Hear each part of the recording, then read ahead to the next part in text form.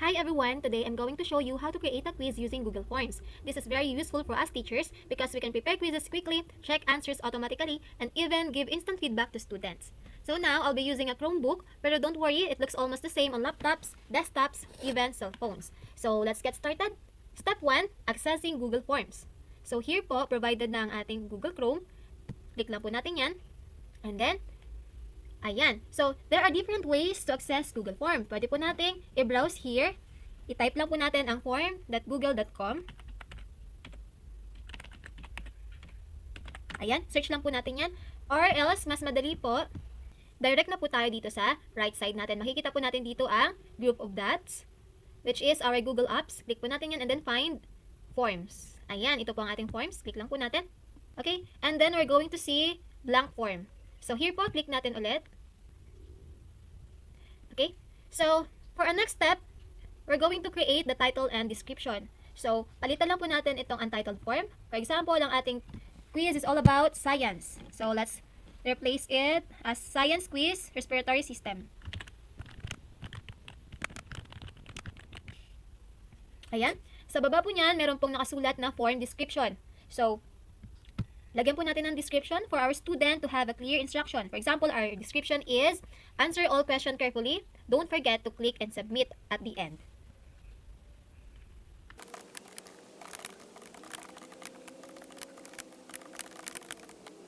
Okay, we have our description. So, after that, we're going to proceed to our next step. So, step 3, navigating the setting. So, before we proceed with our questions, punta po tayo sa ating setting. So, dito po makikita natin ang make this as a quiz. Assign point values, set answers, and automatically provide feedback. So, lagyan po natin yan. I-turn on po natin. And then, dito po makikita natin, if we want our student to see their scores immediately, we can choose immediately after each submission. If we want to check first their response, so pwede po natin piliin tong later. Okay? So, it's up to you po. Now, dito po sa baba, ano po ba yung mga makikita ng mga student after po nilang magsagot? So, they can see missed questions, correct answers, point values. Okay? Next po, dito sa responses tab, click po natin yan. And then, so i-verify po natin tong email address. Verified. Dito po sa send responders a copy of the response, pwede po nating piliin ang when requested or always. It's up to you po kung gusto po natin na ibigay agad sa kanila ang kanilang copy ng response. So, now, let's go to the presentation tab. Ayan po, pindutin natin. So, here po, pwede po tayong maglagay ng message kapag natapos na po nila ang kanilang quiz. For example, ang message natin ay, congratulations, you did a great job. Okay, meron na po tayong confirmation message. Now, let's go back to our question. So, now, proceed na po tayo sa ating step 4, which is adding questions. So, we have different types of questions. Multiple choice. Meron din po mga option na checkboxes. So, let's start with multiple choice. So, piliin po natin dito po sa gilid, sa right side. Meron po tayong choices, short answer, paragraph, checkboxes, or drop down. So now, let's select multiple choice muna. So for multiple choice, let's say ang ating question is, which organ is responsible for carrying air in and out?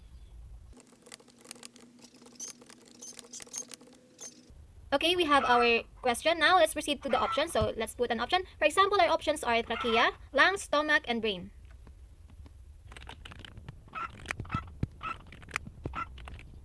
So, after that, we can put now our answer key. So, just click answer key and select the correct answer. So, the correct answer is trachea. And then, here at the right side, we can assign points. So, for example, 1 point. And then, click done. So, don't forget to click required para po hindi ma-skip na mga estudyante natin ang kanilang quiz. If ever na makalimutan nila or hindi po nila nasagutan. How about we're going to use checkboxes? So, let's just click here the plus sign. Add question. Okay. Now, let's select check boxes. And then let's put our question. For example, our question is, which of the following are parts of the respiratory system? Okay. So, meron na tayong question. Let's proceed to our option. For example, the options are nose, trachea, heart, and lungs. So, parts of respiratory system, nose, trachea, and lungs. So, then let's assign the points. For example, 3 points. And then, done. So, don't forget to click required. Next niyan ay add question again. Tapos, pag-add ng question. So, piliin ulit natin dito sa gilid ang drop down. Dahil gusto natin ang drop down. And then, let's add a question. What is the main muscle used in breathing? The main.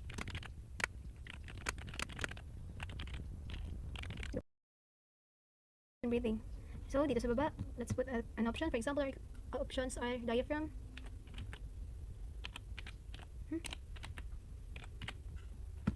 heart muscle. So, meron tayong options. Lagyan naman ito ng answer key. Answer key, ang tamang sagot ay diaphragm. Then, assign ng points. For example, 1 point. And then, done. Next naman, don't forget to click this required. After that, gamitin naman natin ang short answer. For example, the question is, what gas do human breathe that is essential for life? What gas do human breathe?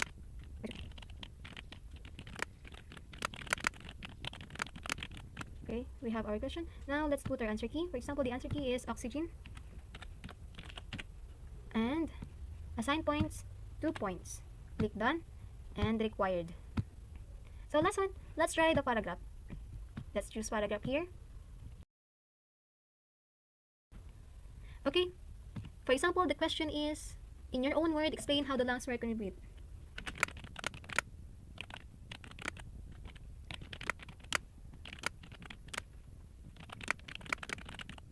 Okay, we have our question. So, here, hindi po tayo agad makakapag-set ng answer key because depende pa rin po sa mga bata ang ating magiging score sa kanila. So, pwede tayo mag-set ng score. Like example, 10 points. Done. And then, don't forget to click required. So, after that, next step is to customize our form. So, here at the top of our form, there is a palette icon. Just click it. And then we will see, you can change the text style of your header.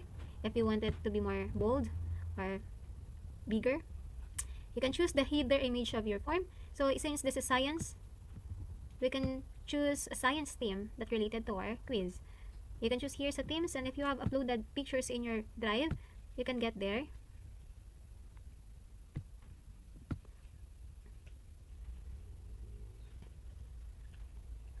So adjust lang po natin to saglit. Okay. Ayan, after na nating iset ang image, so pwede tayong pumili ng colors. Okay, now it's all set. Let's now reviewing the quiz. Here po sa taas, makikita po natin ang icon. So let's just click it. And then makikita po natin ang magiging preview ng mga bata if they open our quiz. So ito po yan. Ito na ang ating multiple choice, check boxes, drop down, short answer, and paragraph. So if everything looks good, now we're going to publish and share our quiz. Balik tayo dito. So here po at the right side of our screen, makikita po natin ang publish. Just click it. Okay. Now makikita po natin na medyo mahaba po ang ating link. We can click here the shorten URL. And automatically, magiging mas naikli po siya. So just copy it. And then, you can send it na through email, Google Classroom, or Messenger. Once our students have submitted their quiz, let's check their answers. So on the top of your form, you can see the response, katabi po ng questions. So, dito po, makikita natin ang tatlong naka-highlight, which is summary, question, and individual.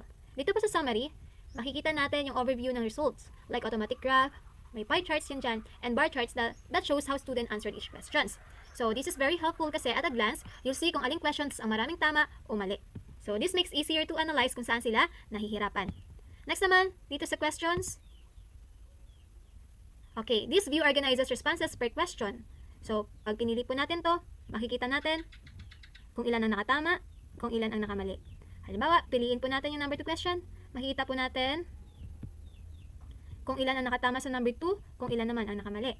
Okay, next. Dito naman sa individual view, this shows one student at a time. Yung buong quiz nila kasama yung score. Here, you can also manually adjust points. If you needed, especially for paragraph questions, just scroll and check their answers. Then, assign points. And that's it.